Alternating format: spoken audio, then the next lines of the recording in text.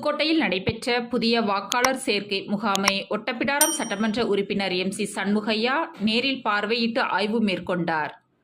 இந்திய தேர்தல் ஆணையம் நவம்பர் 16, 17 மற்றும் 23, 24 ஆகிய 4 நாட்கள் புதிய வாக்காளர்கள் சேர்க்கை, பெயர் மாற்றம், முகவரி மாற்றம் உள்ளிட்ட பணிகளை மேற்கொள்ள சிறப்பு முகாம்களை நடத்த உத்தரவிட்டது.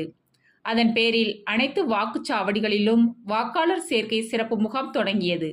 அதன்படி ஒட்டப்பிடாரம் சட்டமன்ற தொகுதிக்குட்பட்ட குமாரகிரி பஞ்சாயத்து, புதுக்கோட்டை மற்றும் தெற்கு சிலுக்கன்பட்டி ஆகிய பகுதிகளில் உள்ள பள்ளிகளில் நடைபெற்ற வாக்காளர் சிறப்பு முகாமினை MC சண்முகையா MLA நேரில் பார்வையிட்டு ஆய்வு மேற்கொண்டார்.